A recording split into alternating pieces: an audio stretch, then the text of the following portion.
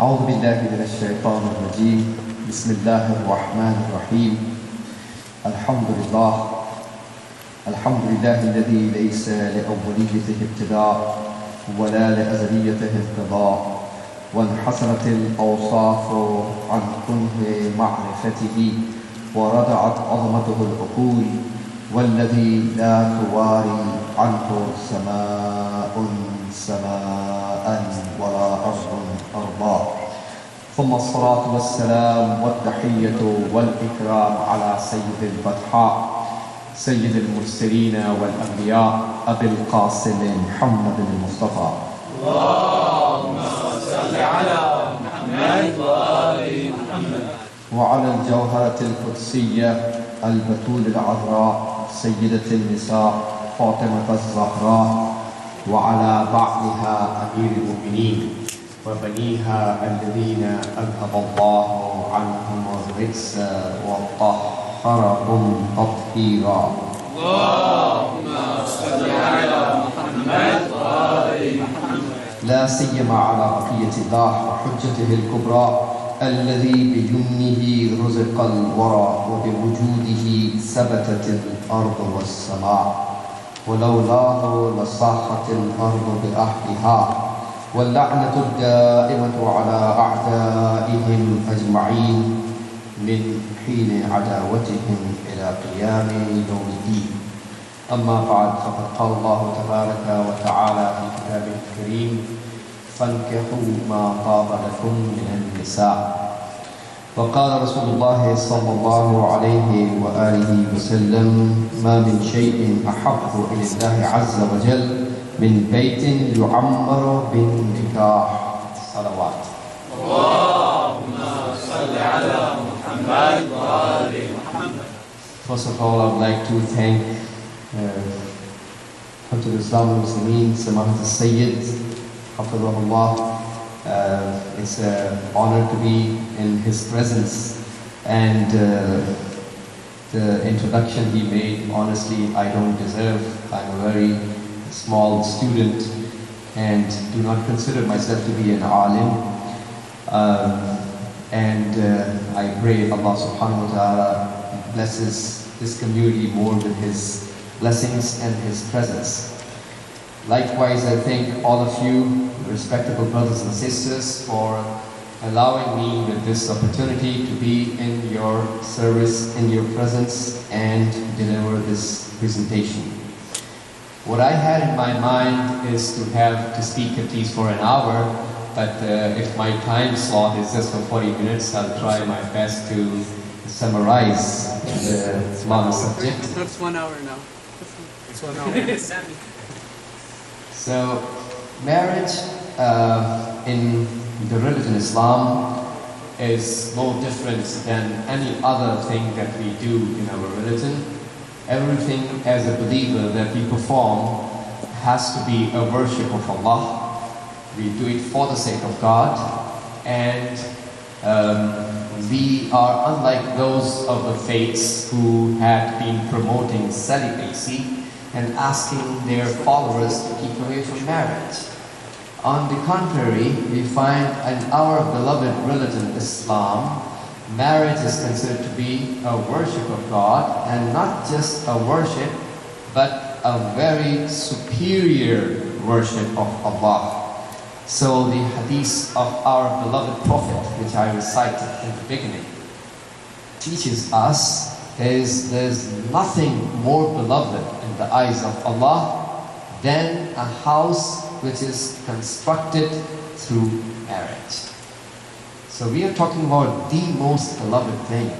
So you can understand the level of importance. And I would like to mention some of the extremes. Unfortunately, we are witnessing some of the extremes in our communities when it comes to marriage, ifrat and tafrit. There are two extremes which are existing in our society, and due to those extremes, whenever we deviate from the straight path, it backfires ourselves. from ways we may understand or we may not understand. But it always backfires. We have been asked by Allah subhanahu wa ta'ala to walk the Siratul Mustaqim, the straight path, as Hanifan. Isn't it right? Hanif in Arabic means somebody who walks in the middle of the path. According to my teacher, Ayatollah Jawadi Amuli Hafadahullah, in his tafsir, he was saying that we are asked by Allah to walk in the middle of the straight path. So anyone who walks in the sidelines, we don't call him to be Hanif. Instead, in Arabic, we call him as Janif or Mutajanif. So whenever you're walking in the straight path as Janif or Mutajanif, that means on the sidelines of the straight path, keeping in mind the straight path is the path which is walking through the hellfire or over the hellfire. So as soon as we do a little bit of the mistake and we go on any of the two sides, we are talking about falling into the flames of the fire and we get burnt.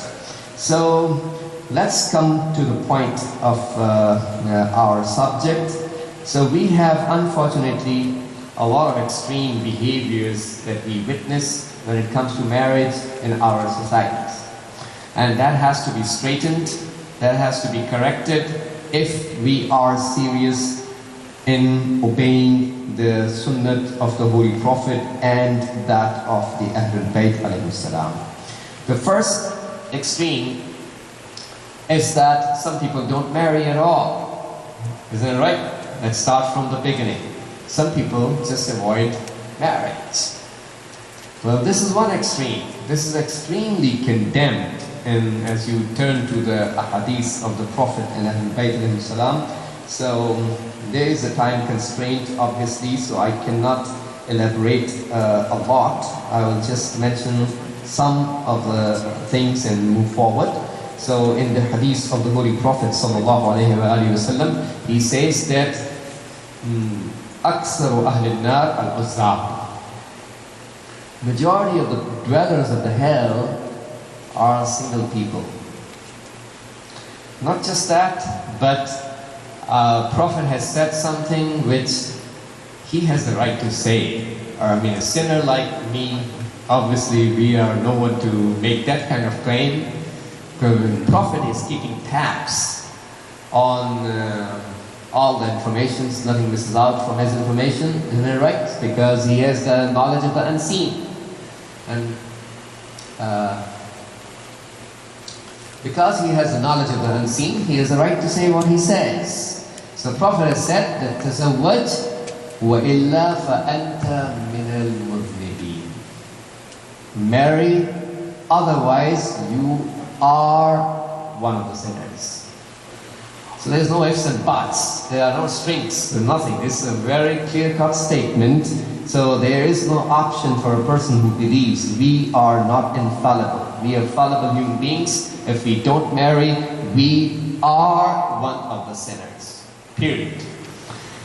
But this is one extreme, that some people don't marry at all, and some consider marriage to be against your spirituality and sanctity, whereas Islam is considering marriage to be an ibadat and worship of Allah. And the other extreme, which has been followed by some, is abundant marriages. So there are some people in the society who do a lot after marriages, whether permanent or temporary. Isn't it right?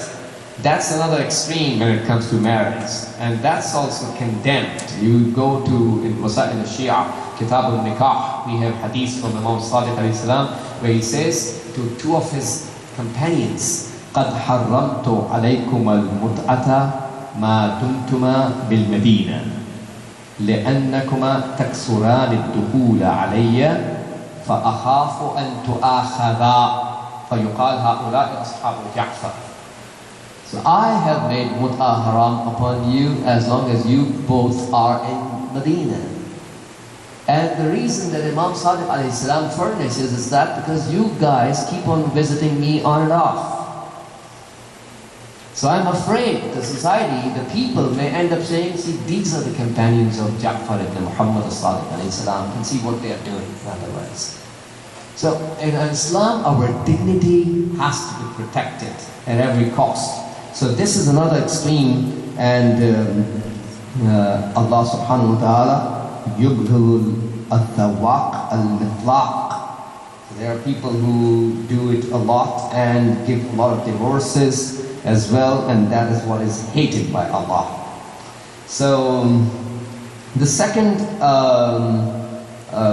obviously we have a very holy reason of marrying in Islam, and that reason is learned in the light of the statement of Amir al-Mu'mineen wa Imam al-Muttaqeen Ali ibn Abi Talib alayhi salatu wassalam.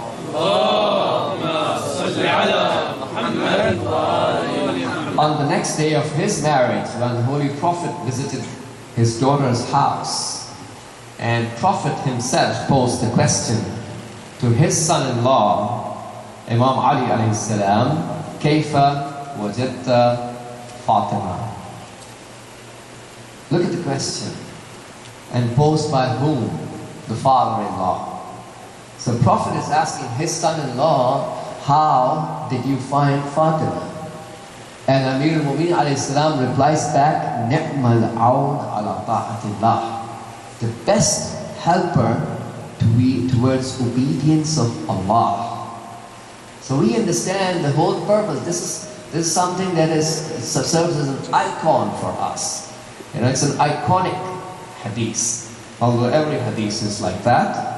But specifically this one, because we need to keep it in our minds all the time. Why in the world are we married? You know, we are married precisely for the fact that we want to perform the collective obligations of Allah subhanahu wa ta'ala, and so that those are the obligations that we were unable to do individually, because Islam is a package deal. It doesn't have just al-fara'id al-infiradiyya, the personal and individual nature of obligations. There are fara'id and duties in Islam which are social in nature, which are the family rulings, which are political in nature, and the collective obligations of Islam require a collective effort. You cannot perform the collective obligations individually. So even Hazrat Musa ala nabiyina wa alihi wa alayhi salam, you find the nation of Bani Israel was not performing their collective obligations. So even among the nation is a ma'soom, an infallible messenger. He ends up in an exile, isn't it right? Living for those 8 long years in all those hardships, not because of a fault that he did, but because of the fact that the nation is not performing their collective obligations. So when the collective obligation is not done by the nation, even the infallibles get affected. You can't say, I don't have any fault, I didn't make any mistake, you know, I didn't sin. Well, that's besides the point. We're not talking about the personal nature of obligation. We're talking about the collective obligations, where it doesn't matter whether you personally did it or you did not. What we are talking about is the collective obligations. And we'll come to the point, inshallah, how Hazrat Zahra salamullah alayha used to perform her political obligations. So we find that the purpose in Islam for marriage is what we learn in the hadith of Amir al-Mu'mineen alayhi salam, is that we want to, both the husband and wife, they want to assist each other towards the obedience of Allah subhanahu wa ta'ala. The second point, where some people in the society are practicing another extreme. Now, well, the second thing is related to the mahar. Mahar, first of all, is an obligatory gift which the husband is obliged to pay to the wife. That shows the respect that the husband is paying towards his wife. So the extremes in the society are like this. First of all, there are some who are demanding a huge amount of mahar, isn't it right? From the girl's side. Usually we find that it's the father of the girl who is deciding the mahar. Well, this is not in Islam. Islam does not ask the father of the girl or the mother of the girl to decide the mahr. Mahr belongs to the wife. She's grown up, she's about to marry, she's not a kid. Isn't it right? She's about to marry. Let her decide what she wants to get. And also, we find, so the father and the mother is not the ones who are deciding. It's the girl herself who is supposed to decide the matter. So on one hand, we find some of the people raise the matter so high that is basically non-feasible for this 22-year-old boy who just completed his academic career, education, is about to start his career. It's virtually impossible for him to pay those outrageous amounts. I remember he has mentioned in his statement that any of the youth who wants to get their marriage done through me, they want to come to me to recite the marriage, and they have put their mahr amount more than 14 gold coins of Iran. There's a gold coin in Iran which they sell, it's called Sikke Bahare Azadi. Isn't it right? So the Iranian gold coin. Any couple who puts their mahr more than 14 gold coins of Iran, and you want me to recite your marriage formula, don't come to me. Not me. Unless you bring down your mahr to 14 or less. That's how we find our Urafa have been battling this un-Islamic tradition of raising the mahr. We have hadith from Muhammad Sadiq alayhi salatu wasalam, where he says, لا تغالوا بمهور النساء فتكتسب العداوة. Don't raise the mahrs of the woman, or you will end up earning enmity. This is exactly what we are saying. We have skyrocketing rate of divorce nowadays in America. Isn't it right? Especially among the youth who are born and raised here. As compared to those of the families who had the so-called arranged marriages. Isn't it right? The West had been objecting upon us that you guys have arranged marriages. So, but we don't have that much high, rate of divorce in our ranks. Unfortunately, we find that this skyrocketing, in the time of the Holy Prophet, marriage was simple. Talaq was very hard. Our customs and traditions have made it the opposite. We made marriage to be so hard because we added our customs and traditions into it. And this is the inhiraf and deviation from the straight path. And we made talaq to be easy. Every now and then you find there's so many people who end up getting divorces. It's just like a walk in the park. It's nothing for them. Isn't it right? That's so un-Islamic.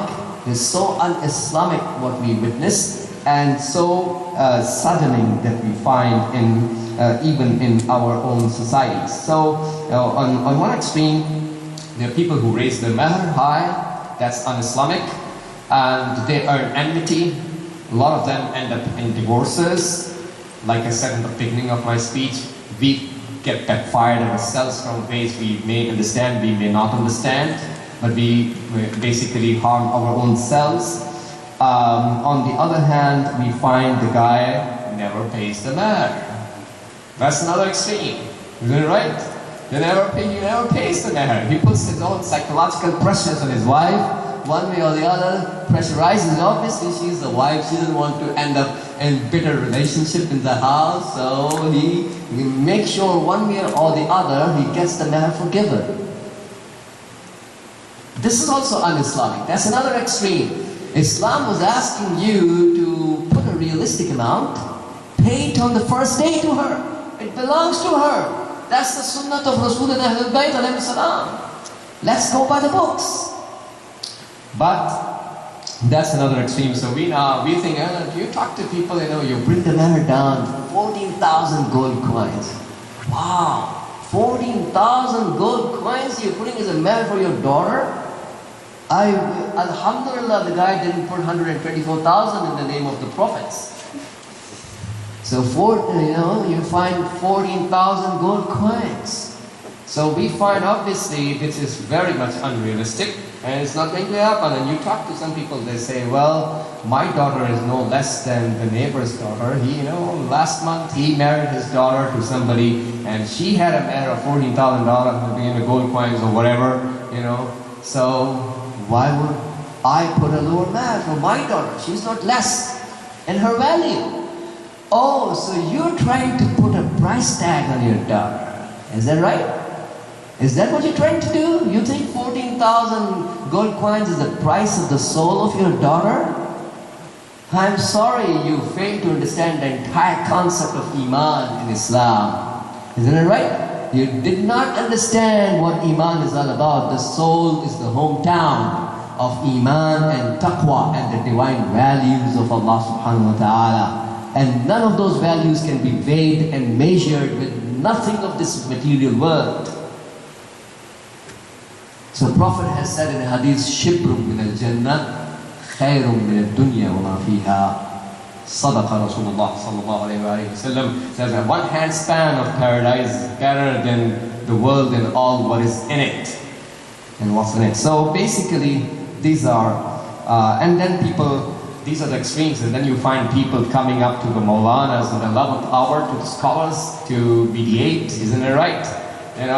Sayyidina Maulana, this guy, he's sitting in Afghanistan or Iraq or Pakistan or wherever, and then he married there, and then now he came to America.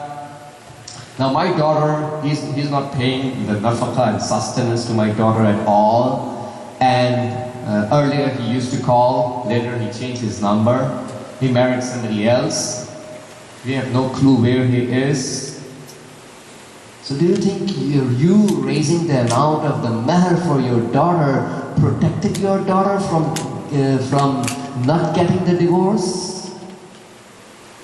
Or do you think that it's going to cause some kind of happiness, or money can earn you happiness? You can never outsmart the Ahlulbayt alayhi salam. No matter what you try to do, don't try to outfox the teachings of Allah subhanahu wa ta'ala. You can never be smarter than the Ahlul Bayt. What they have said is like a mark on the stone. It's gonna be like this, the way they said. Whether you believe it or not, so this is not the price of your daughter. Stop raising the meher, be realistic, and have some mercy on your own self. You are doing to zulm. In Farsi they say, in a very beautiful proverb, they say, Har che kuni be khudit kuni, agar che khub bad kuni. Whatever you do it to your own self. You do good, you do bad, in the real sense, actually you're doing it against your own self. You don't realize it. Yeah, that's a different story. You don't realize it. You may end up realizing after a long time. You may never end up realizing until we die. For example, there are some people who are so ignorant. They don't even discover why in the world it's all happening to me. Why my affairs in the life, my business, my investments are all stuck. They don't understand that. Because it requires ma'rifat to even discover that much. Some people don't have that much ma'rifat and in-depth understanding of the religion and its concepts to even discover that. Why is it happening to them? But it's backfiring themselves. So we actually do zoom on our own selves. So the second thing is the third thing which we need to remember in this regard is the purpose of marriage. Purpose of marriage in Islam is not money. We don't choose a spouse for the sake of money. The purpose for our marriage is not just the looks. There are some people who marry just for the sake of the looks. Isn't that right? And there are some people who marry just for the sake of money. Both are condemned in Islam. But what we are supposed to do is marry for the sake of deen. Al-malu yutghiha.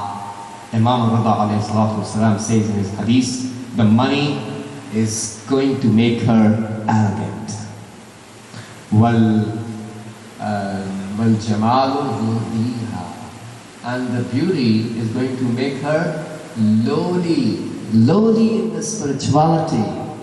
In other words, فَعَلَيْكُمْ بِذَاتِ الدِّينِ. It's your responsibility to find someone who has religion. People don't realize that the teachings of Ahlulbayt alayhi salam is for our own, basically benefits. They don't realize that. And so we find there are people who go for material things and it backfires them. Another hadith from Imam al-Rida alayhi salam says, whoever marries a girl for the sake of her looks, her beauty, yara fiha ma yakrah. He is bound to see in her what he hates. There's something that we need to keep in our minds always. If we keep Allah in our mind and the religion and taqwa, obviously if you marry somebody who has a good face as well, that's okay. There's nothing wrong with that. What Islam is condemning is that marrying somebody just for the sake of the looks, avoiding, ignoring the taqwa. I went to one of the states and there was a lady who came to me and said, I'm divorced from my husband. I said, okay, what happened? See, my husband drinks. So, okay, that's very bad. That's too bad. Okay, when did he start drinking? He said, well, he started drinking a long time ago. I said, before your marriage or after your marriage? She said, yeah, before my marriage. Oh, okay. Now, did you happen to talk to your husband before the marriage? Our religion allows you to talk to each other by keeping your hijab and your values protected and your chastity protected. Did you happen to talk to your husband? You can talk 100 times. Right? That's not a problem. Did you talk to him? Yeah, we chatted for 6 months. So what the heck you were talking about in those 6 months of chatting that you did not even discover that the guy is an alcoholic? What are you talking about? What we are supposed to look for is the taqwa and tadayyun and the religious practice of a person. This is what we are. If a 17-year-old girl or an 18-year-old girl or a 16-year-old girl, whatever is, whenever you are marrying and whatever is the legal age of your state, with the permission of the guardian, whenever you're married, if a 18-year-old girl is unable, if a Islamically mature girl is unable to discover the taqwa, then why in the world is Islam expecting from her to find out? Because it is in her reach to discover the taqwa, but she failed to discover that. So that's our own fault. And then you find there are people who are coming for getting a divorce, isn't it right? And you find, did you take the right of talaq and divorce from your husband at the time of marriage, which you are entitled to get? And a lot of girls reply to that question as, no. We didn't even know we have a right of talaq and divorce, isn't it right? So Islam entitles the wife to get the right of divorce and get the wakalat of talaq from the husband at the time of the nikah, so no one can exploit. There is no room for anyone doing any zulm on anybody. Neither the wife has the right to do zulm on the husband, nor the husband has the right to do any kind of oppression on her, nor both of them have the right to do any sort of oppression on their children. Fourth of the points is about the job and the work. Well, there's one extreme, is that obviously not doing the job. There are people who are sitting home doing nothing, staying idle, isn't it right? And when the husband who is supposed to earn the bread is sitting at home idle, doing nothing, we are already inviting controversies and conflicts, isn't it right? The person who's supposed to go out is sitting at home. And the person who's supposed to sit home, preferably, is going out. So you're already making the Islamic balance upside down. So we are talking about conflicts, isn't it right? So there are some people who don't work at all. That's also condemned in Islam. Because Amir al-Mu'minin alayhi salam says, مَلْعُونٌ مَنْ كَلُّهُ عَلَى النَّاسِ. Anyone whose expenses are on the people, is cursed by Allah subhanahu wa ta'ala. So if you're sitting home and your wife is earning the bread for you and you are idle doing nothing, just getting the social security allowance, doing nothing, enjoying your life and your citizenship, isn't it right? And doing nothing, the Sharia of Imam al-Sadiq alayhi salatu wasalam says, if your wife pays the fitrah, it is not acceptable in the fatwa of all the maraji' hafidhahumullah ajma'een. If the wife pays the fitrah, it is not acceptable. The husband is supposed to pay the fitrah of himself and his wife. You have to pay it on your own. So we need to understand the Islamic preferences. So the husband is supposed to go out and work, and that's his job to do that. That's not the job of the wife. It is allowed for the wife to work with the permission of the husband by protecting her hijab and chastity. She is allowed to work, but this is certainly not the most preferred act. It is allowed, we already said it. I don't have to repeat it. But it is not the most preferred act. The most preferred act will continue to be what Hazrat Fatima Zahra sallallahu alayha had said in her hadith, that that khayrun lil mar'ati an talzama qa'a baytiha. The best for the woman is to stay in the innermost room of her house. It's allowed to work, we already said, with the permission of the husband, but that's not the best. The best of all the preferences is what she has said. So we find the fifth issue of extremism, and when it comes to marriage, is about the dowry, jahaziyya, jahiziyya, how we say in Farsi. For those of you who speak Persian. Well, there are people who demand, they have a long list of dowries demanded, isn't it right, from their to-be in-laws. That's one extreme. It's very much condemned to do that. And when you look at the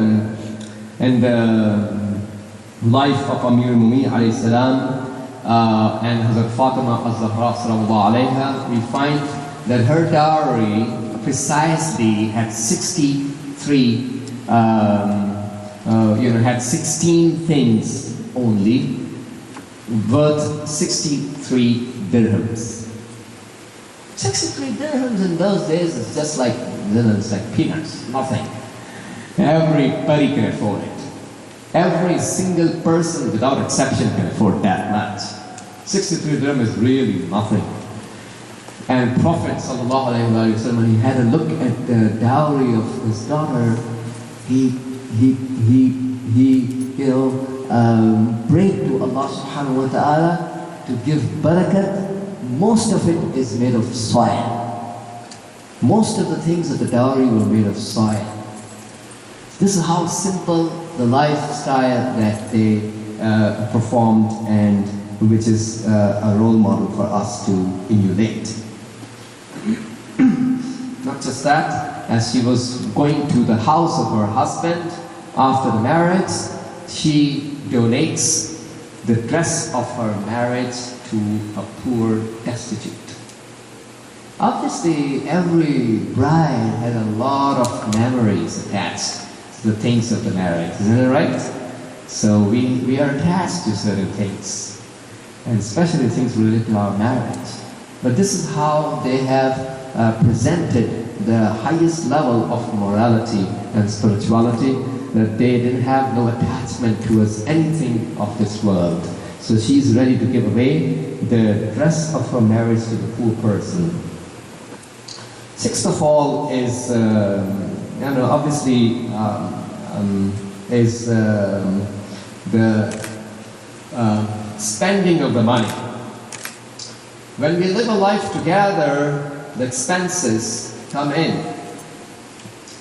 The burden of the expenses is on the husband, but that does not mean that we overspend. Overspending, doing israf, is obviously haram. You all know it, alhamdulillah. Israf and overspending is haram in Islam. And the opposite extreme which is practiced by some is taqteer. You know, those people who have more, but they're still not ready to spend on the necessities of their wife and children. And they're allowing their wife and children to suffer, despite the fact they have what it takes to take care of the needs of the family, but they're still not ready to spend.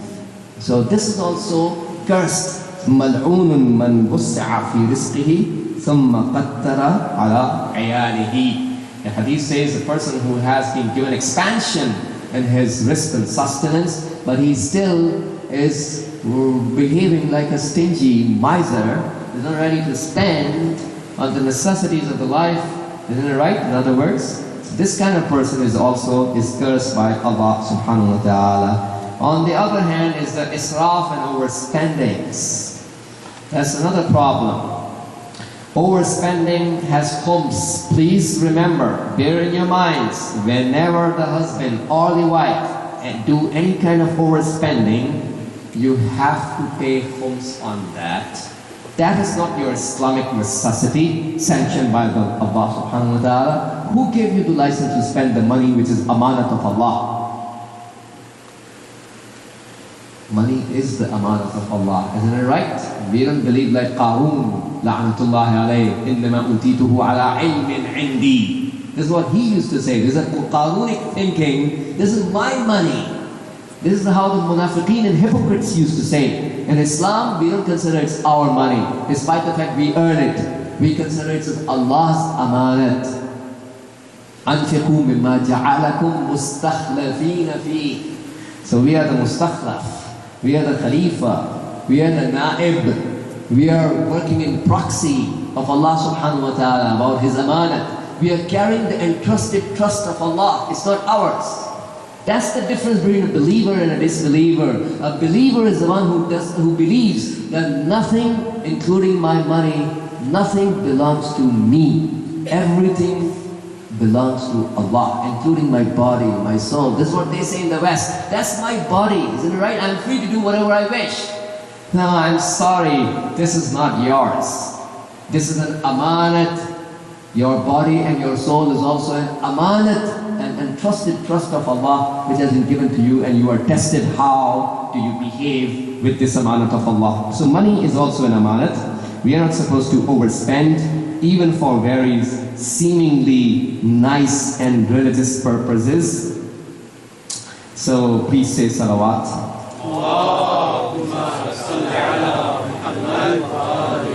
Hussain ibn al-Ala is one of the companions of Imam al-Sadiq alayhi salam.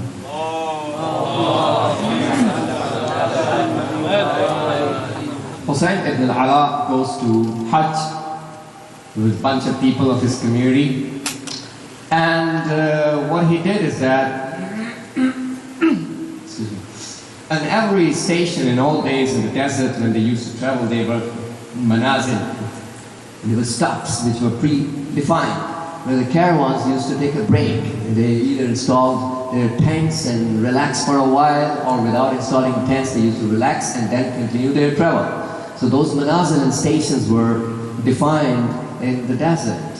So what Hussain ibn al-Ala was doing during the travel to Hajj, at every station of the trip, he was slaughtering a sheep and distributing the meat to the rest of the people in the caravan. He comes back from Hajj and he meets Imam Sadiq alayhi salam, and Imam says to him that أَتُزِلُّ الْمُؤْمِنِينَ, do you insult the mu'mineen? Insulting? Zillat? What is insult? What did I do? What did I do wrong?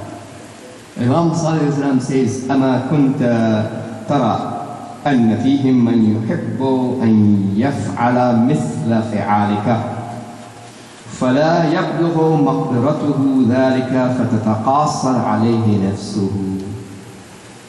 Don't you think, in other words, that there may be people in your caravan with you who also wish to, when you slaughter a sheep, they may also wish to slaughter the same, but their financial resources don't allow them to do that. So you are causing embarrassment for the rest of your colleagues, because you are the only one who is doing that, and the others will wish maybe we would do the same, but they don't have that sort of money to do that. They can't afford it. So you are causing embarrassment for the rest of the people in your caravan.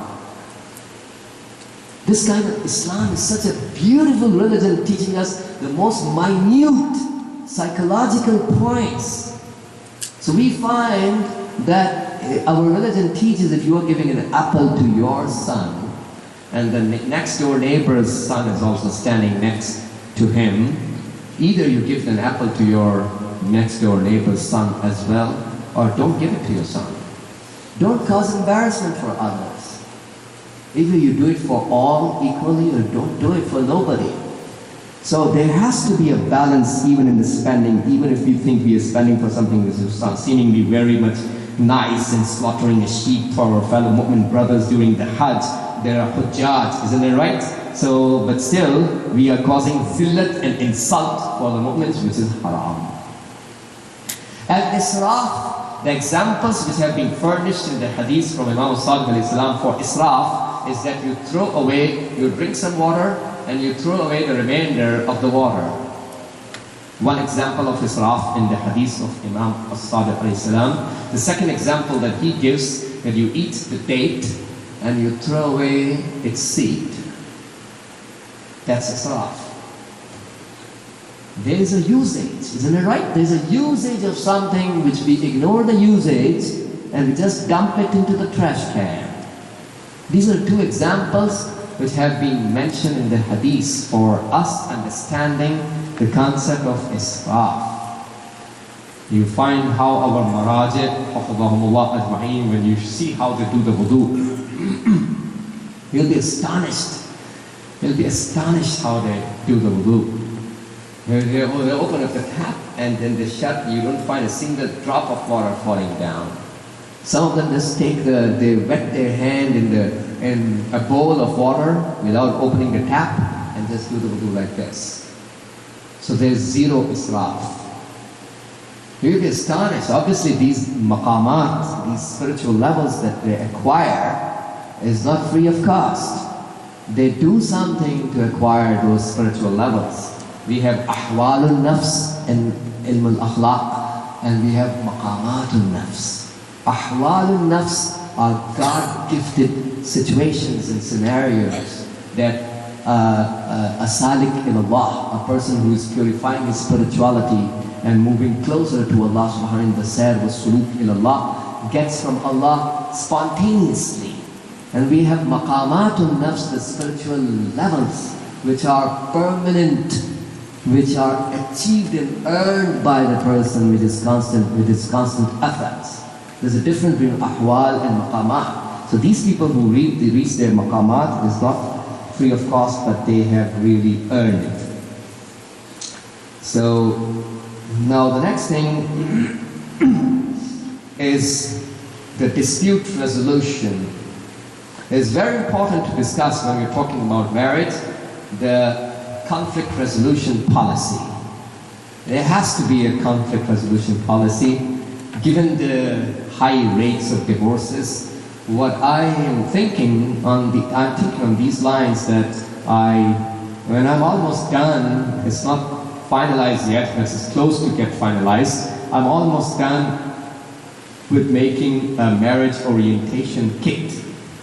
So any of the youth that contacts me for their marriage, I will hand over the CD to them.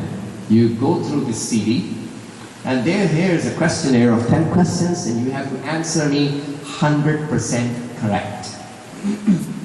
If you cannot answer 100% correct, then please don't come to me. Go back to the CD, study it further, learn your rights and responsibilities, huquq and fara'id, your rights and your duties in Islam. There's a articulate balance and tawazun that Islam has provided between rights and duties.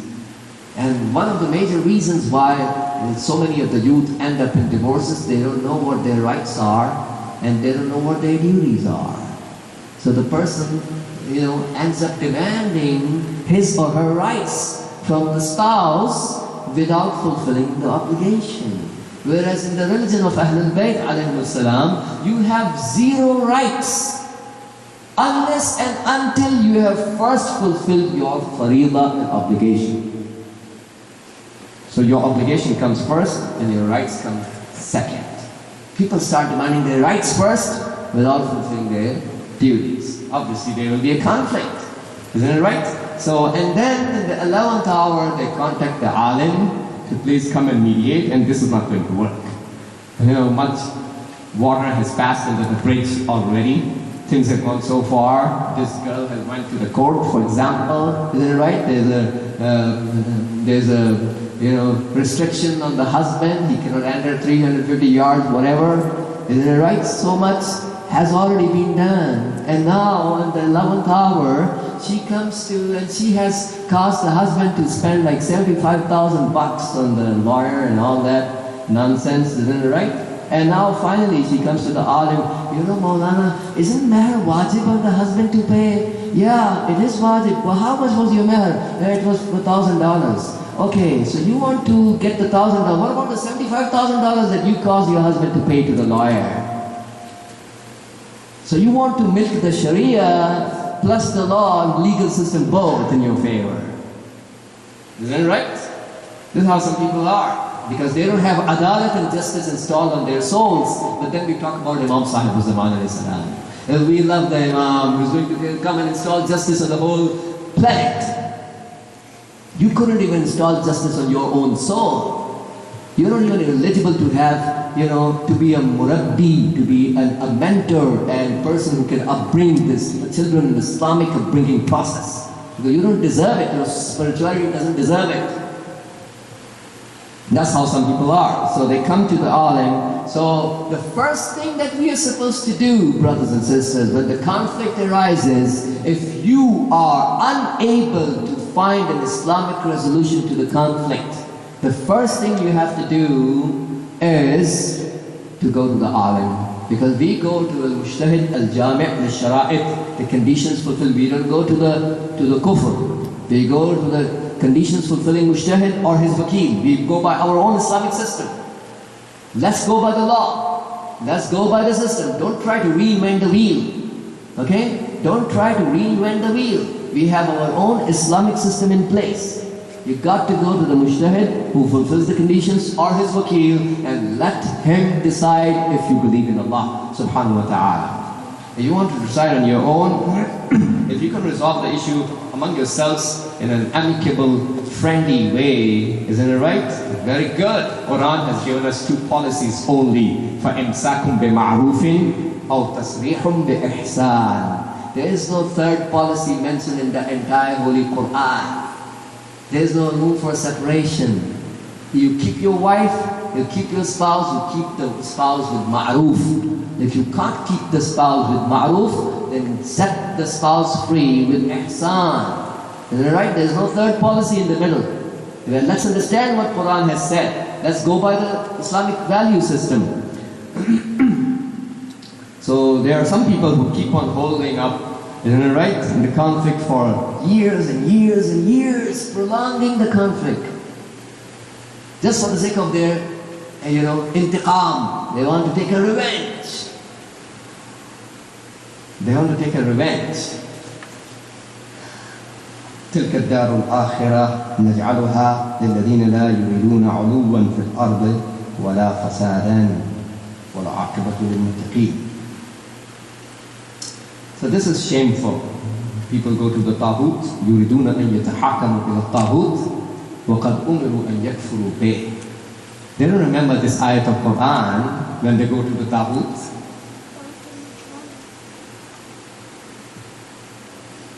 Eighth of all, when you're talking about the concept of marriage, is the tilawat of Quran. You may think, what has the recitation of Quran to do with the marriage? We are discussing marriage. No, it has everything to do with the marriage. It has everything to do with our ruhaniyat and spirituality. Every household must have 50 ayat of Holy Quran recited daily. 50. That's the minimum. That's mentioned in the hadith. 50 ayat. So we find in so many of the houses, this girl, this boy, she doesn't even know how to recite Quran. There are some people who reach the age of 60, 65, 70, they cannot even recite the Quran, the Surah Al-Fatiha correctly. Some people don't even know how to do the ghusl correctly, isn't it right? I went to Australia in Melbourne, and this guy came to me and said that, Maulana, I don't know how to do the ghusl of janabat. And he has his grandchildren. Can you imagine how jahil some people are? And what's the status of all of your prayers and fastings? So we need to understand, تَعَلَّمُوا وَإِلَّا فَأَنْتُمْ أَعْرَابٌ. Learn, otherwise you are the desert-dwelling Bedouin, ignorant Arabs. Just like in the deserts there used to be ignorant Bedouins sitting there knowing nothing. Here, just like that. لوددت أن أصحابي ضربت رؤوسهم بالسياط حتى يتفقهوا. Didn't Imam Sadiq al-Islam say that? I love my companions, their heads are hit with slashes. So they end up having in-depth, tafaqquh fi deen means in-depth understanding of Islam and its concepts. You don't have the in-depth understanding of do one thing but do it right. Or don't do it. So some people don't do it right. So we find it's very important to recite the Holy Quran. If we don't recite the Holy Quran, our house is the grave of the living dead. We are not alive in the dictionary of Rasulullah sallallahu alayhi wa sallam. We may think we are alive, that's our own ignorance. Who cares? We care about what the Prophet has said. We are believers, we are not infidels. Isn't it right? Let's see what the Prophet has said. Prophet has said, اقرأوا القرآن ولا تتخذوا بيوتكم قبورا كما اتخذت اليهود والنصارى. Recite the Quran and don't make your houses to be graves, just like Yahud and Nasara have done. So in a house where the Quran is not recited in the dictionary of Rasulullah sallallahu alayhi wa sallam, this is the grave of the living dead. This person is not alive. Ruhaniyat is already killed. There is no Nuraniyat in this house. You don't bring a Nuraniyat by installing the statue of an angel in your backyard. You don't bring the angels like that. Isn't it right? So Quran needs to be recited. So the tark of tilawat. Yeah, tilawat of some people only read the Quran when there is somebody dying in their family, isn't it right? That's where they bother to open the Holy Quran. So, okay, now let's read the Surah Yasin for the dead person. That's the only time they remember reading the Quran. And obviously, dust has settled. That's where the Quran is going to be. It's not like any other book in the library. It's a living book. It's a tajalli, it's a reflection of Allah. Amir al-Mu'minin alayhi salam says in Nahj al-Balagha, tajalla lahum subhanahu fi kitabihi. Isn't it right? It's the reflection of Allah in His book. Allah has reflected in the word form. This is Allah's reflection and tajalli and jalwa of Allah subhanahu wa ta'ala. Whatever you are doing towards Quran is exactly what you are doing towards Allah subhanahu wa ta'ala and the Prophet and AlBasheer and salam, because Quran and AlBasheer can never get separated from each other. Hatta yarada alayya al-hawd, till they both meet me at the fountain. They're inseparable. So you want to know what's your relation with Imam Sahib al-Zaman alayhi salam, how close you are with the Imam of the time? Look at your relation to the Holy Quran. How much importance do you give to Quran? This is exactly your level of closeness and taqarrub towards Imam Sahib al-Zaman alayhi salam, because إِنِّي تَارِكٌ فِيكُمْ الثَّقَلَيْنِ كِتَابُ اللَّهِ وَعِتْرَتِي وَإِنَّهُمَا لَنْ يَفْتَرِقَا. And these two are certainly not going to get separated from each other. So Quran is inseparable from Imam Sahib al-Zaman alayhi salam, and Imam Sahib al-Zaman alayhi salam is inseparable from the Quran. Whatever you do towards Quran is actually you're doing towards the Imam of the time. How many ayats of Quran do we understand its meanings and practice? Then, right, that's not the subject of my speak to speak over Quran, but I'm just very quickly telling you we have triple responsibilities towards Quran. To learn how to read it correctly, understand the meanings, and the practicing of the contents of the Quran. Isn't it right? We have these three responsibilities. So that determines your level in the of closeness and your level in the paradise. And obviously another extreme of Quran, let me also mention that. That's also very important. Reading the Quran without the walayat of AlBasheer alayhi salam. Well, reciting the Quran without the walayat is of no use. Just like the Khawarij, la'natullahi alayhim, used to do. Isn't it right? Amir Mu'min was walking in the street of Kufa, and Kufa is a city which has so many of the Shias of Amir Mu'min Islam, but also so many of the Munafiqeen. Isn't it right? So that was the center of Munafiqeen as well. So we find that he's walking with one of his companions, and he hears the sound, the voice of Quran being recited by somebody in his house in the middle of the night. And this companion of Imam Ali who's walking next to him, he thought in his mind, Imam Ali has the ilm al-ghaib, knowledge of the unseen. He can read the mind. This companion thought in his mind, what a nice moment. In other words, so because, something on those lines, because this guy in the middle of the night when everybody else is speaking, he's awake and he's reading Quran. Imam Ali said straight away, he belongs to Jahannam. And this companion was shocked. Imam Ali had the right to say that because he had the ilm al-ghaib, isn't that right? So, and after a short while, when the battle of Nahrawan happened against the Khawarij, and in the battle of Nahrawan, all the Khawarij got killed except 9. Except precisely 9 people.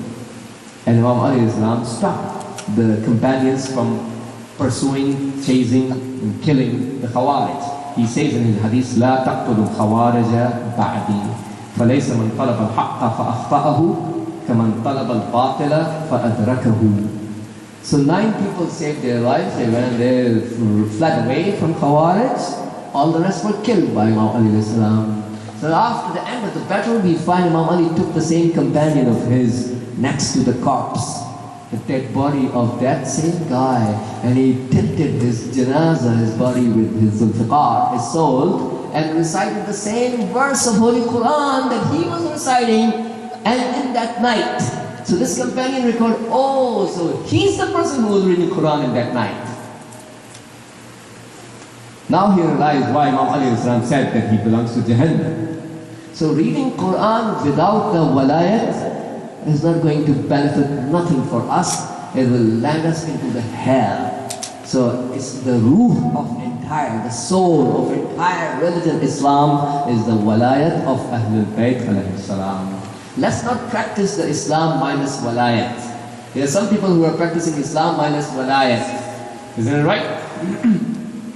So they are not ready to perform their obligations towards the wali and mawla of their time, and serving the taghut, supporting the taghut, or staying silent over the taghut.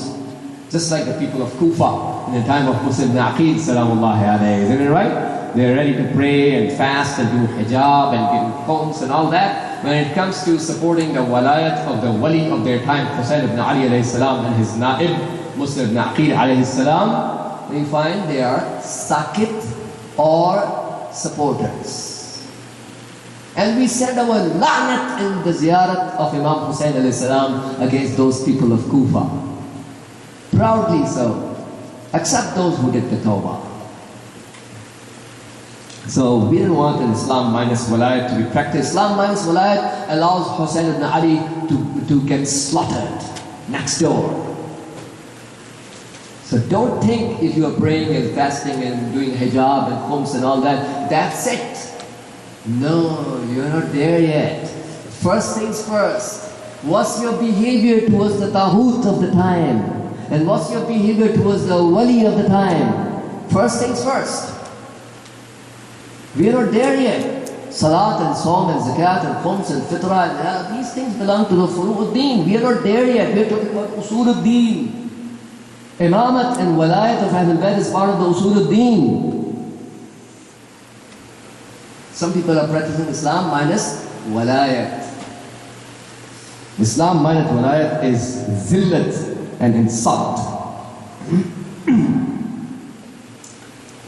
So, ninth of all, when we establish the household, when we have a responsibility of tarbiyat. Tarbiyat of ourselves. First of all, Islamic upbringing, protection and advancement of our spirituality. Second of all, our own spouses and our own children. See, in Arabic, they say, Al-mar'atu khaliqatu rajul, ay murabbatuhu. The wife is under the tarbiyat of the husband. So when you are the wali of the husband, of the family, you are the guardians and head of the family, isn't it right? Then you are supposed to be the wali.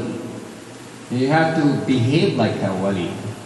You're supposed to be superior in your knowledge and taqwa. Isn't it right?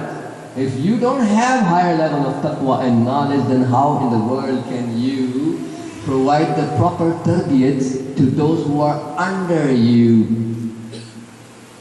I use the word under intentionally for my sisters to understand and remember. Just like the West finds it very difficult for them to accept two wives. Isn't it right? Islam finds it more difficult than that to accept two husbands. We don't have two wali in the house. The wife is not the wali. We need to understand that. Okay? If you don't like him to be your wali, don't marry him. Fine, that's your choice. So you are actually choosing a boss. When you are marrying a husband, you are actually choosing your boss. Let me say it in those words. You are not going to be the boss. There's one wali at a time. Just like the West is not ready to accept two wives in Islam. Isn't that right? Islam, more importantly, is not ready to accept two walis in one time.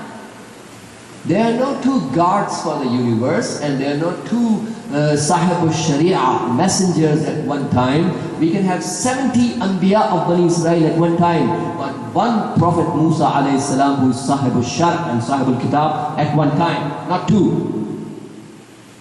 Just like we don't have two Imams at one time who are currently sitting on the Mansab al-Imama wal-Walaya. Isn't it right? We have Amir al-Mu'minin alayhi salam who is alive. We have Imam Hassan alayhi salam who is alive. We have Imam Hussain alayhi salam who is alive at the same time. But the one who is the Mawla and Wali and the person who is currently the Imam and sitting on the Mansab is Amir al-Mu'minin alayhi salam. Not Imam Hassan or Imam Hussain is obeying. They are both the Imams, but they are obeying Amir al-Mu'minin Ali ibn Abi Talib alayhi salam.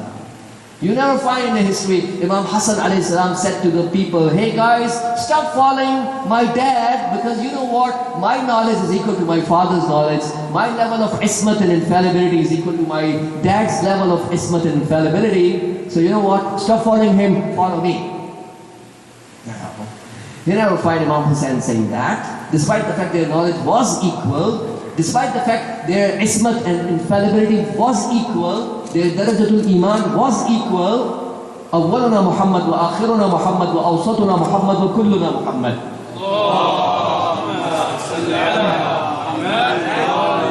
Isn't it right? Despite the fact they are part of a nur and they have the same level of knowledge. And the same applies today in the time of ghaibat. So some people feel upset about the concept. When we say Imam Ali salam was the wali and mawla, currently sitting on the mansab and position of imamat, and Imam Hassan was obeying him, not asking people to come and obey Imam Hassan. Are we insulting Imam Hassan if we say that? No, it's a matter of principles. There's one leader at a time. Why do people feel upset? I can't understand. So this is how it goes. So again, that's not the subject of my speech. Maybe some other time we can elaborate on that subject. But what I was saying is that in Islam, our religion is not ready to accept 2 walis at a time.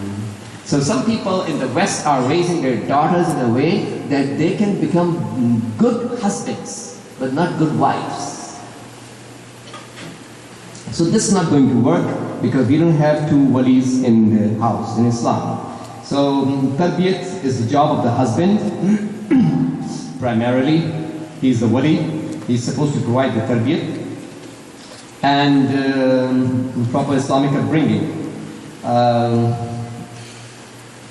Good morals and akhlaq. I'm coming close to my speech. I had in mind to talk about reasons why a wife becomes nashiza, disobedient wife, quote unquote, and why a husband becomes nashiz, a disobedient husband, and what are the ways to find resolution to those situations. But I don't think we can reach to that in time. 1 hour will be sufficient for this discussion. Moral behaviors. Some people consider morality to be something extra. If you're optional, you do it, good. If you don't do it, then you're still okay. Now, it's not like this. In Islam, the moral obligations are also wajib. Who said it's optional? Who said it? Not Islam. Moral obligations are also wajib to perform. You know, we have to be ethical in our behavior. Sa'ad was one of the companions of the Holy Prophet. The Prophet participated in his funeral up till the time of his death, up till the time of his burial in the grave, and when Sa'ad got buried, Prophet was present. His mom started addressing her son by saying that, talking about the fact that he's now in the paradise. And Prophet stopped her. And she was shocked. And you are participating, in other words, in all the funeral services, so why my son is he's not in the paradise? A person like you is participating in his janazah. And Prophet replied, Inna Sa'dan kana fi lisanihi dhilzun ala ahlihi. Sa'ad certainly was harsh in his tongue towards his family. So basically, he was punished with the flames of the hell inside the grave, just because of our harsh tongue. One of the teachers in the house was saying that he saw his friend, one of the ulama, one of the friends, died. This alim of the Hawza, he saw his friend after 14 years. 14 years. And he asked him, how are you in the barzakh? He said, and his lips were cut, as if somebody cuts the lips with the scissors, and the blood was coming out of the lips. And he said, what happened to you? How are you there? He said, it's 14 years that I've died, and I'm constantly punished, because I used to say to my wife a word which she disliked. She didn't have the courage to say to me, stop saying that. Some people, put so much pressure on their wives that they are unable to even speak in front of them. Isn't that right? Unfair behaviors. So I used to say a word to my wife, call a name to my wife that she disliked. But she didn't have the courage to say it to me. So it's now 14 years in barzakh, in the grave. I'm punished for that, using that word constantly against my wife. So his lips were cut, just like with the scissors, and blood was coming out of the mouth.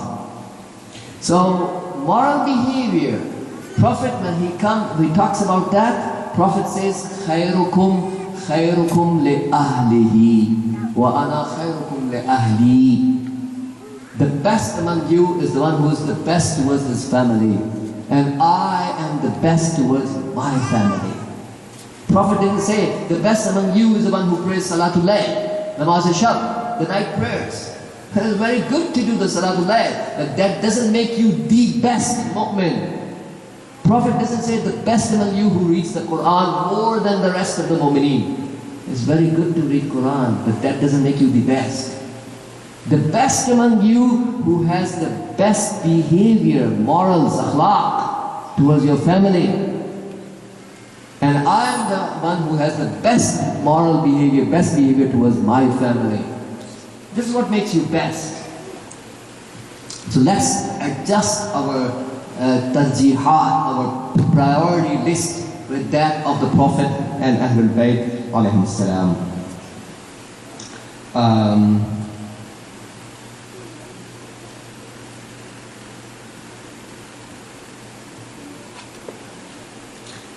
Coming to the behavior towards our father-in-law and the son-in-law. That's another very important aspect. We find so many people have conflicts in their houses. The wife cannot get along with the mother-in-law, isn't it right? Or father-in-law, or the husband cannot get along with the mother of his wife, isn't it right? Or father of his wife. Well, look at the Islamic solution. Islam considers the parents, the in-laws, to be just like your parents. What a beautiful solution Islam has provided. See, the same wife, if her own mother had said the same thing to her, she would not feel as bad about it. But now that her mother-in-law has said the same thing, she would feel bad about it. Isn't it right? If her own mother would have said the same thing to her, she may feel bad, but not as bad. She can ignore it.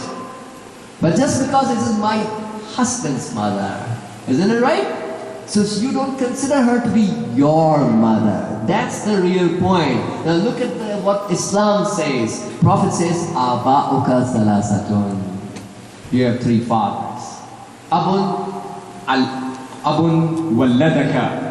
That means your biological father who gave birth to you. Abun zawajaka means your father-in-law. And Abun allamaka, the one who taught you the knowledge of akhirat, knowledge of Quran and AlBasheer alayhi salam. That's the one who is your muallim. And then Prophet says, the father who teaches you the knowledge, the person who teaches you the knowledge of Quran and AlBasheer, actually, he's most superior among the rest of the three, in other words. So now, when Prophet considers all the three to be your fathers, so you cannot discriminate that this is my mother and this is my husband's mother, or this is my father and this is my wife's father. Now you cannot discriminate. You have to treat them equally. Birru aba'akum yabarrukum abna'akum. You do good towards your parents and your kids will do good towards you. Isn't it right? What goes round comes round. If we don't respect our parents, that's what our kids are going to learn, and they cannot respect us. Time passes by very quickly, isn't it right? Very soon you will become fathers and mothers, and then you will become grandfathers and grandmothers, isn't it right?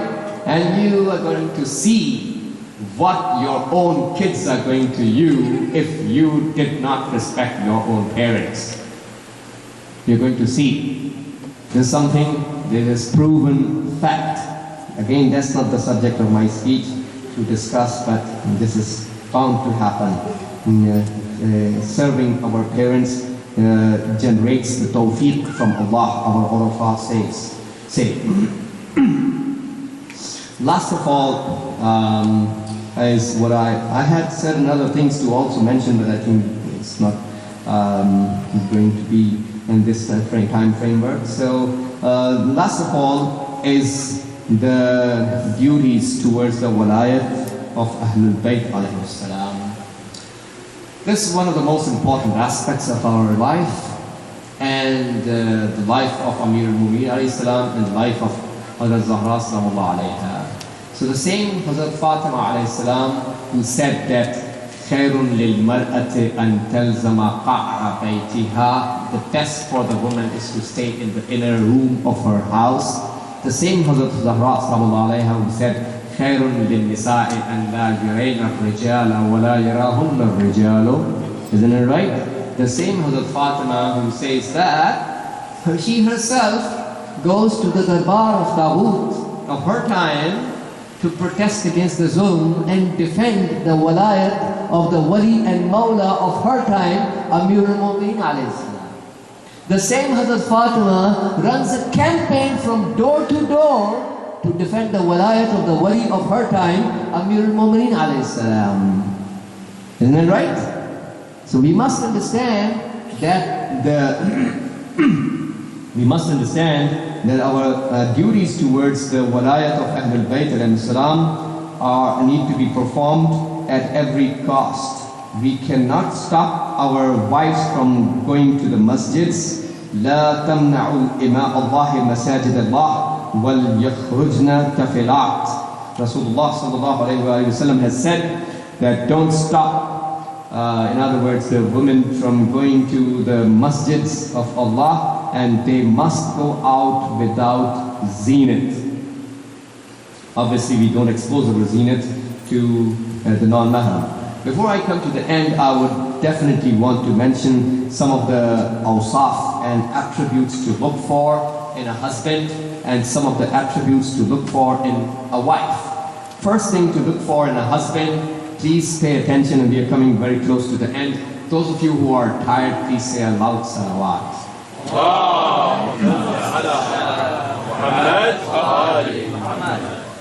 So you are tired. That's okay. And those of you who are not tired, say a louder salawat.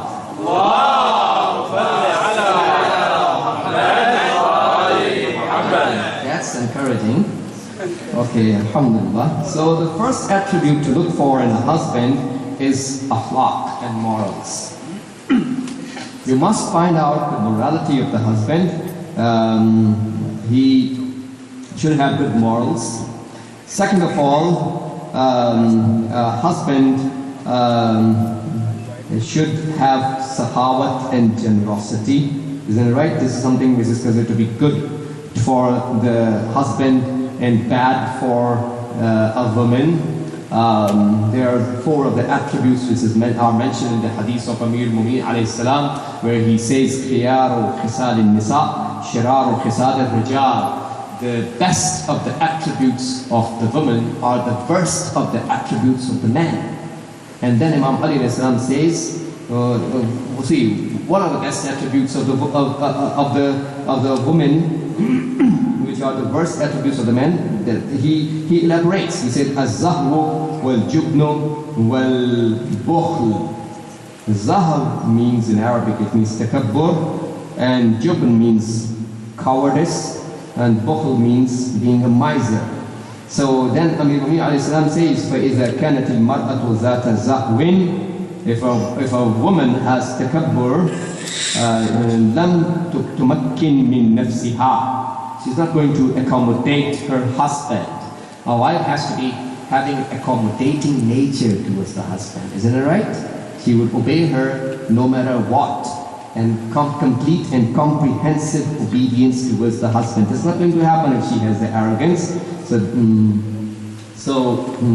وَإِذَا كَانَتْ بَخِيلَةً حَفِظَتْ مَالَهَا. So basically, when she has the arrogance, she's not going to accommodate anyone other than the husband. That's the point. لَمْ تُمَكِّنْ مِنْ نَفْسِهَا. That means she's not going to accommodate anyone other than the husband. She's going to only accommodate her husband. She will be arrogant in her behavior towards others. وَإِذَا كَانَتْ بَخِيلَةً. If the woman is a miser, حَفِظَتْ مَالَهَا وَمَالَ بَعْلِهَا. She's going to protect her money and the money of her husband. There is no hadith in the entire treasure of hadiths from Prophet and AlBasheer that we have. We have more than 250,000 narrations. More than 250,000 narrations. You cannot find a single narration from the Prophet. And I'm challenging you, and I stick to my word till the last day of my life. There's not a single narration from the Prophet and AlBasheer where you can find for me where they have asked a wife to become generous on the money of the husband. You are not even supposed to pay a single penny as sadaqah from your husband's money. Who asked you to do that? That's not even matloob. It's not demanded by Allah from you to begin with. Who asked you to give it? Let him give the sadaqah himself. Yeah, if you have earned your money, you are free to give your money. That's yours. But we are talking about from the husband's money.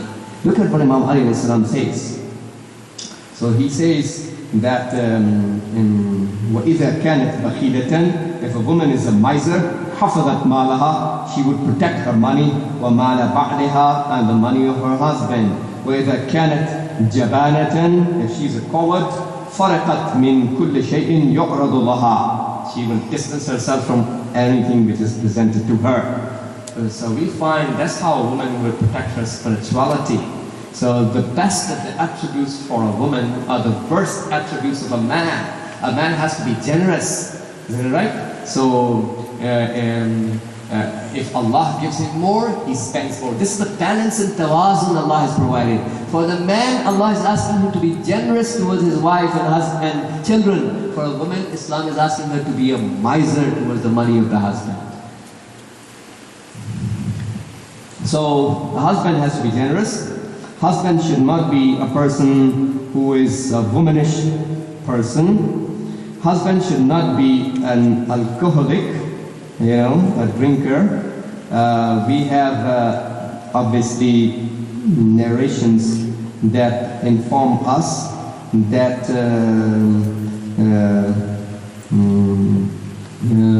man zawwaja, Rasulullah sallallahu alayhi wa sallam has said, according to this narration, man zawwaja karimatahu min sharib al-khamr faka'annama saqaha ila zina.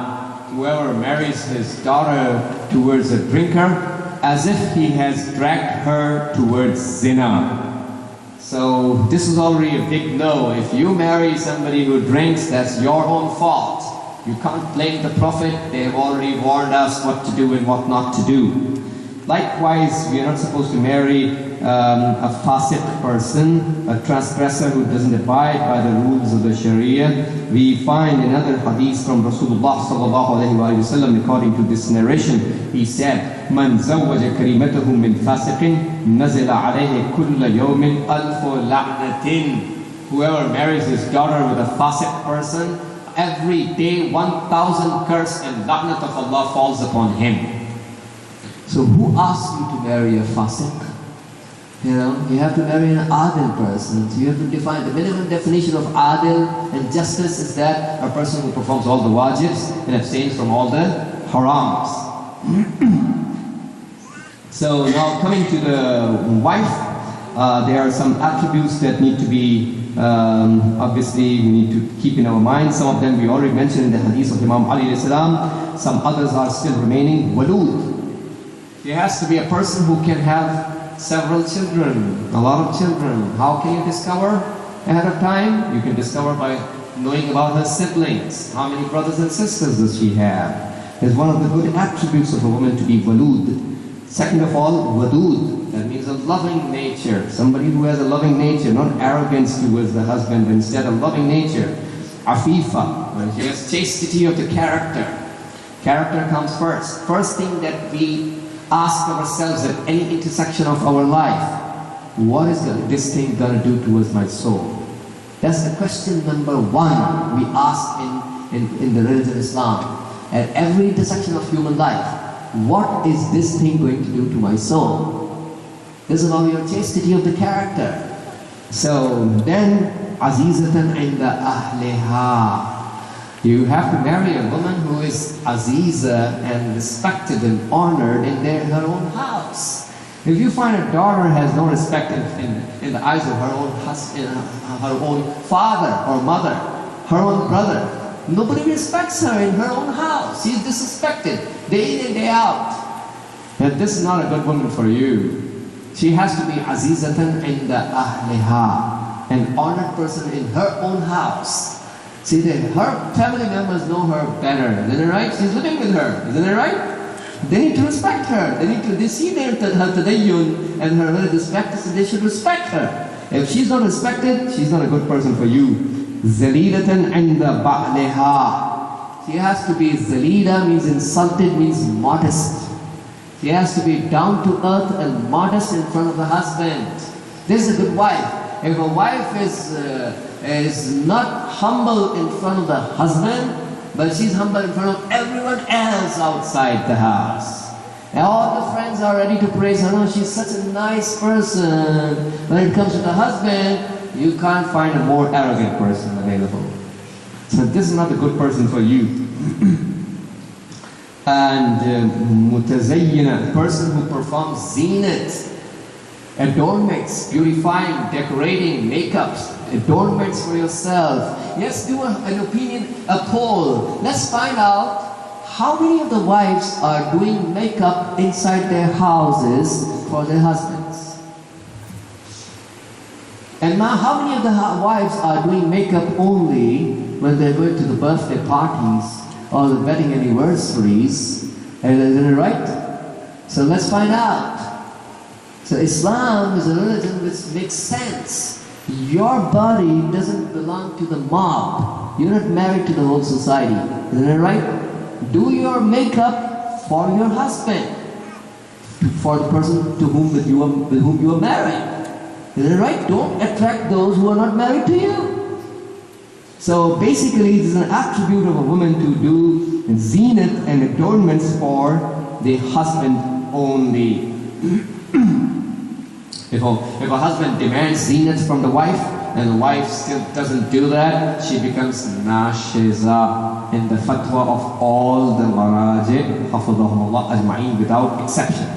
If the husband asks his wife to do zinat for him, but she refuses, her sustenance and nafaqah is no longer wajib. Seventh of all, she has to be obedient to the husband. So,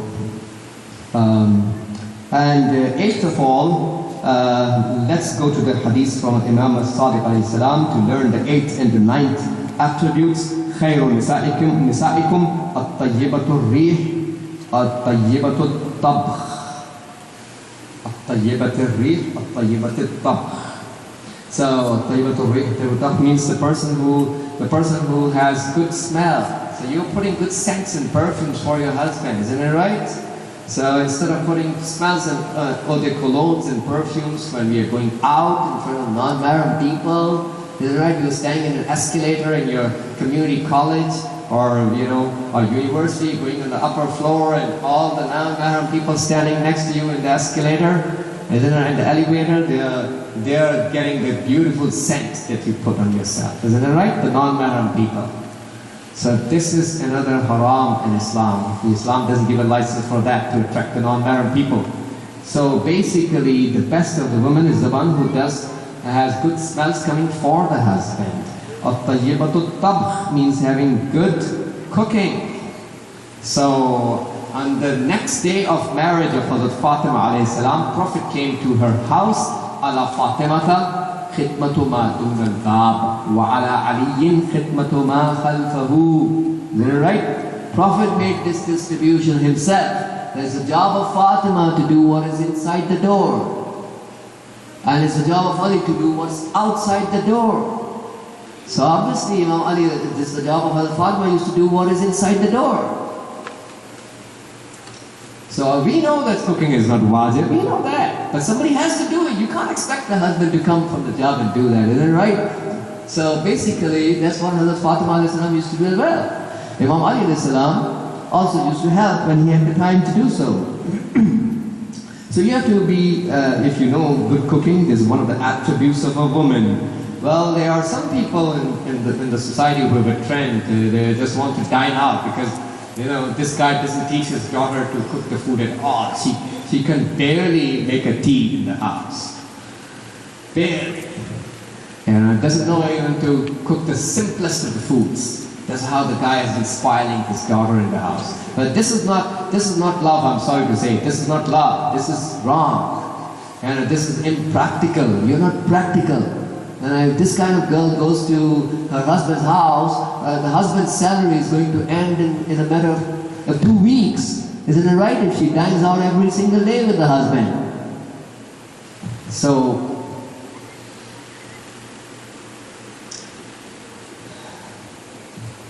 I think the other conflict resolution thing, we can't make it, inshallah. So let's end it, inshallah, with a dua. May Allah subhanahu wa ta'ala give all of us the tawfiq to understand and to practice the ma'arif and high-level teachings of Quran and Ahlulbayt alayhi salam. Allahumma salli ala Muhammadin wa ali Muhammad. Allahumma ansur al-Islam wal-Muslimin واخذل الكفار والمنافقين. اللهم انصر من نصر الدين واخذل من خذل المسلمين. اللهم انصر واحفظ وأيد علماءنا الربانيين ومراجعنا الربانيين لا سيما الولي الفقيه قائد المسلمين. اللهم انصر جيوش المسلمين وعساكر الموحدين. اللهم فك عن الأسراء المسلمين. اللهم وفقنا لما تحب وترضى وعجل في فرج مولانا صاحب الزمان واجعلنا من أنصاره وأشياعه وأتباعه وأعوانه بجاه محمد وآله الطاهرين. اللهم صل على محمد وآل محمد.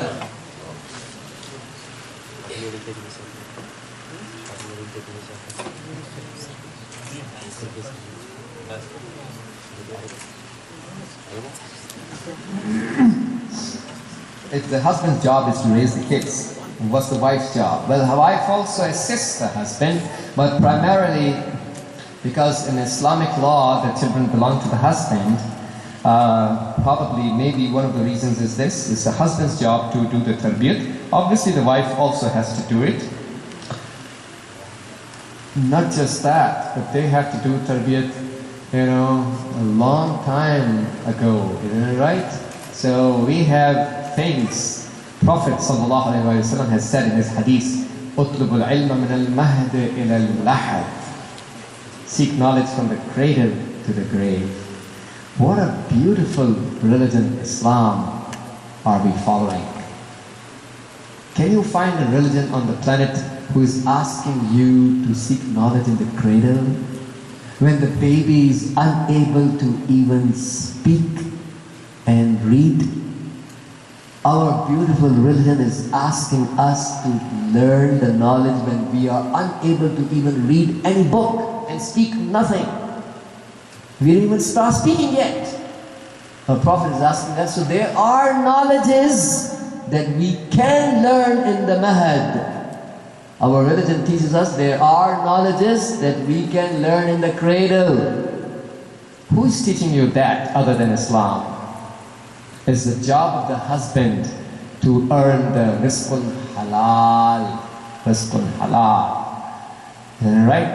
The rizqun halal is the asas and foundation of the ruhaniyat of a family. It's the job of the husband and wife to recite the Holy Quran. It's the job of the husband and wife to serve the walayat of AlBasheer. So we find obviously primarily it's the job of the husband. You are working through, but that doesn't mean that you ignore your rest of the responsibilities. There has to be a balance in all the responsibilities. You can find a job as long as it doesn't harm the rest of the responsibilities. I went to Holland and in Amsterdam, there was a person who said to me that, Maulana, I work in an industry outside of Amsterdam. It's an hour-and-a-half drive. So every day I get out of the home at 5 a.m. and by the time I come back to the home, it's like 9:30 p.m. So when I get out of the house at 5 a.m., my kids are sleeping. When I come back at 9:30, the kids came back like 3:30 p.m. from the school, and they watched TV and they ate food and they went to sleep. So it takes a week almost that I couldn't even talk to my children because of my job. And I said, you know what? If you are asking my opinion, I said, la'nat on this money. We all need money to lead a respectable life. Yes. But at what cost? Let's do the cost-benefit analysis, how they say it. What are you getting and what are you losing out of it? So this husband must keep in mind that we need to schedule our schedules in a way that you give time to your children. You have to give time, no matter how busy you may be, you have to take time out grab a book of one of the great mujtahideen. We buy the books by looking at the name of the author. We don't just buy any book out there. There's so much disinformation available, more than the information, unfortunately. So you buy a book of an authentic mujtahid, take 10 minutes out of your busy schedule daily, sit with your wife and your kids and study the book. If you have questions, write down on the sidelines of the book. Ask a scholar, email a scholar, get the replies. But you got to learn the noor, ma'arif of Quran and Ahlulbayt are divine light. Al-ilmu noorun yaqdhafuhu Allahu fi qalbi man yasha. Ilm is a noor that Allah drops into the hearts of the one He wishes. We need to get the food for the soul on a daily basis. Not just for the kids, for your own selves as well, primarily. You have to take time out. There's no other option. Okay, now what would the meher of Hazrat Fatima alayhi salam? Well, Hazrat Fatima alayhi salam's meher was, as narrated by the scholars, is 500 dirhams. 500 dirhams, 1 dirham used to be 2.5 grams of pure silver. Dirhams were silver coins and dinars were gold coins. And the exchange rate was that 10 dirhams were equal to 1 dinar. So basically 1 dirham was equal to 2.5 grams of pure silver. So 500 dirhams equals to 1,250 grams of pure silver. So whatever is the market value of 1,250 grams of pure silver is supposed to be the meher. That's the best thing that you can put, the meher of Hazrat Fatima alayhi salam. How would we know if the person we are trying to marry is arrogant before marriage? By finding out about, you can talk to the person as well, like I said, it's allowed by protecting your hijab and chastity and morality. You can talk to the person, you can find out. That's why we used to, in our Islamic countries and societies, we used to bring our elders, isn't it right, into action. Our elders used to come, and then you find some people in the West, they object on us, that you people have arranged marriages, isn't it right? Well, and in the West we find there are people going to, eharmony.com, isn't it right? And other marriage websites, isn't it right? Some of the websites are doing 46-point match. Okay, so you think the computer is more sincere than your father? Is that what you think? So in our Islamic societies, we have our parents and elders and scholars brought inside so they can give their input about the person. If you are inexperienced to judge, let's bring those who are experienced. We need to find out and we need to know that person is eligible.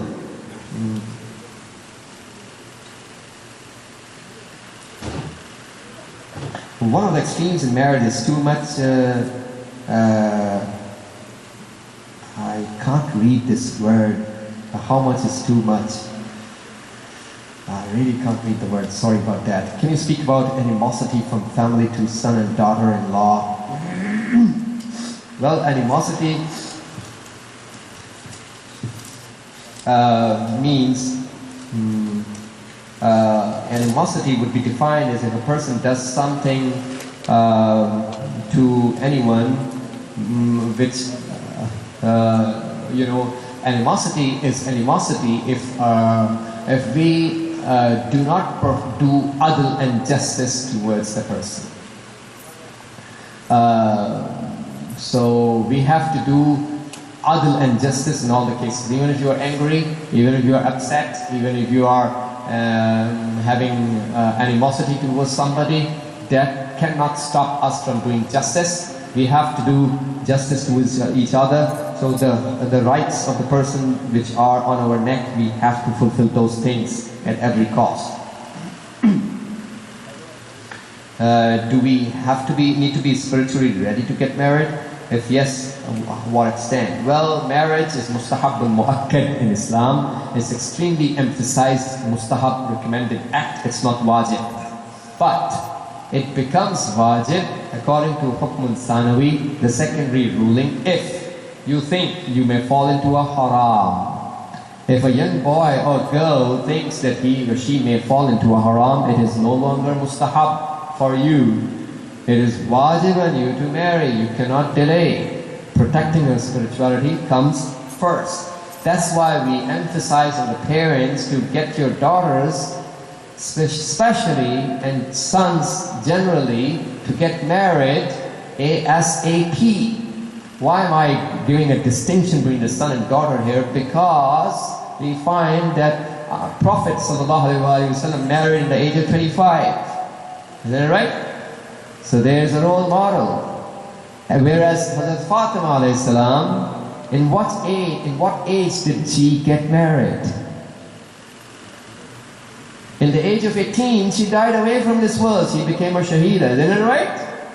When we say she's a role model, she's a role model from every aspect. You cannot pick and choose. By the age of 18, she died away. Isn't it right? But that's why we say that the first legal age, obviously we respect the law of the land. So whatever is the legal age of your state, 15 years with the permission of the guardian, 16, 17, 18, whatever. ASAP, you need to marry your daughter as soon as possible. We don't want our youth to end up in a dual, hypocritical lifestyle. So this daughter seems to be so nice and religious when she comes to the masjid. And you find the same girl in Arizona State University or in the shopping mall, you would not even recognize her. She's the same hijabi girl that I saw there. So a hijabi is a hijabi who is a hijabi 24/7. Isn't it right? So we don't want this to happen. We want our daughters and sons to marry as soon as possible so they can protect their iman.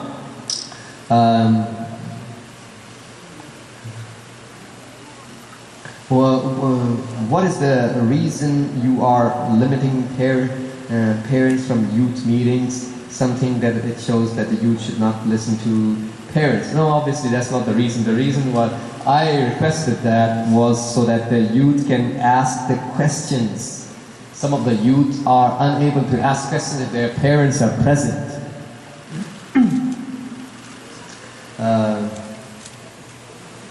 The low amount, is it because of the social conditions of the Muslims during that time?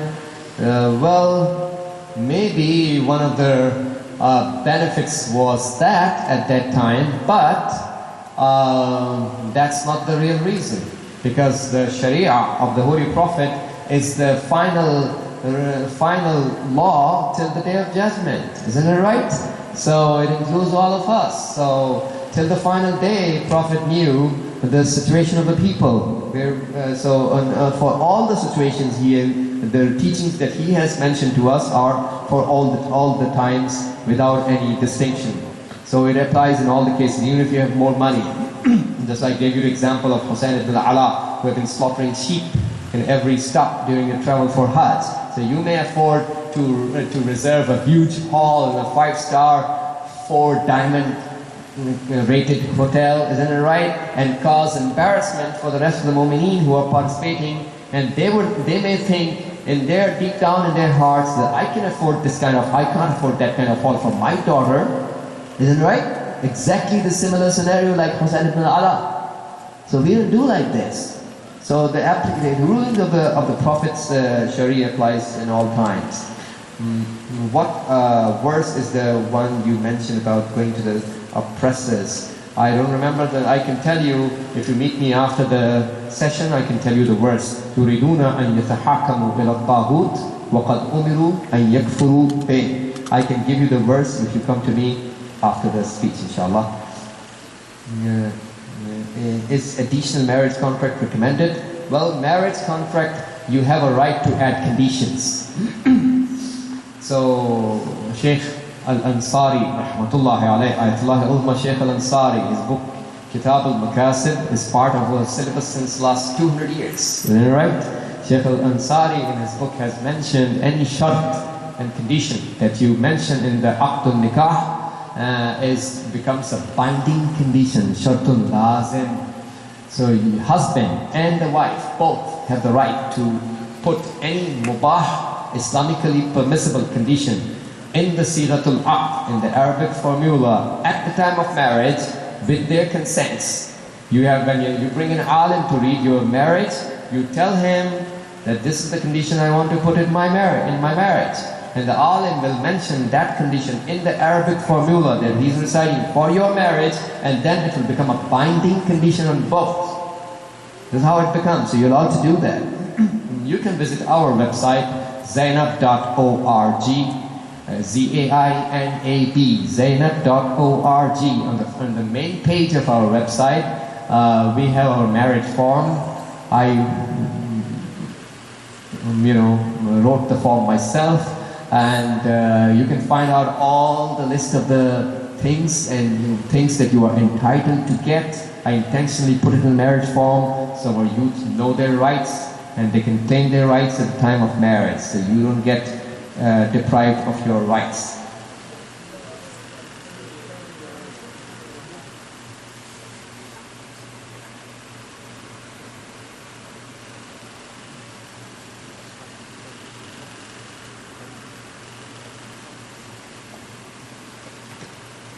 Communication and connection between a male and a female believer is difficult these days, especially in this country. Is there a legitimate way that makes this connection easier within the legitimate borders, and who will do this? Well, you will do this.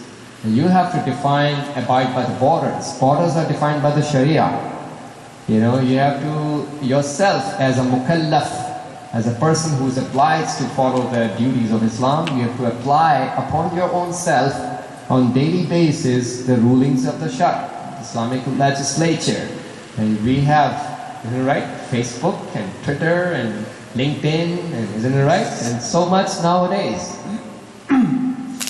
So Google Plus, whatever, isn't it right? So you can interact in so many ways. Obviously, we don't put the picture without the hijab on the Facebook. There's another problem. The parents should watch their daughters, what they're doing, and their sons, what they are commenting and liking or disliking on the Facebook. But bottom line is that we have abundant tools, or you can interact with any tool as long as you stay within the limits of the Sharia and the value system of Islam and protect your chastity. So you can interact and talk.